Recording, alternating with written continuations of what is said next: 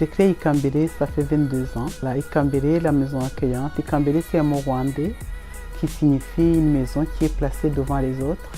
C'est une maison des confidences, c'est une maison des amis, c'est une maison pour accueillir les intimes. À Ikambere, on fait plusieurs activités. On a d'abord un axe santé, social et insertion professionnelle.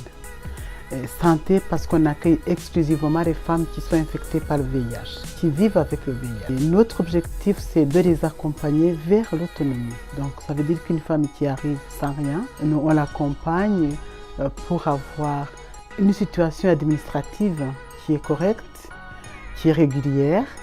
Et on l'accompagne à avoir un logement. Pour avoir un logement, il n'y a pas 36 000 solutions, il faut que la personne passe par un emploi. C'est une prise en charge globale, on prend la personne dans sa globalité. Chaque femme est différente en fait et nous on l'accompagne selon ses besoins et on lui apporte des solutions adaptées à sa situation et ses problèmes. Apparemment parce que c'est un projet qui est né en 2007. Quand les assistantes sociales accueillent les femmes, la plupart de ces femmes et la majorité ont un problème d'hébergement ou de logement. Ça fait partie vraiment des problèmes les plus importants ici à Ikambere.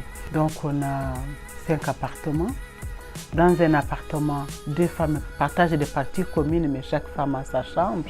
Et les critères vont être d'abord l'état de santé de la femme. La personne signe 6 mois renouvelables jusqu'à 2 ans. De façon que celles qui ont été régularisées, qui travaillent, qui ont des revenus, qu'on puisse les orienter dans des CHRS.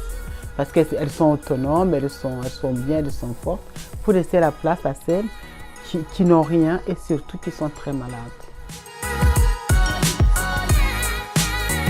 On a beaucoup d'activités qui permettent aux femmes en fait de se sentir bien, de se mettre à l'aise et de créer du lien.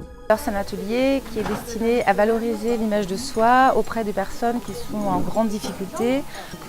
On est là pour vraiment revaloriser l'image de soi, la féminité abîmée aussi par les parcours de vie et aussi créer un mouvement de socialisation entre les femmes afin aussi de lutter contre l'isolement. Ce que je peux ajouter, c'est que je vous remercie. Je remercie la Fondation Nexity.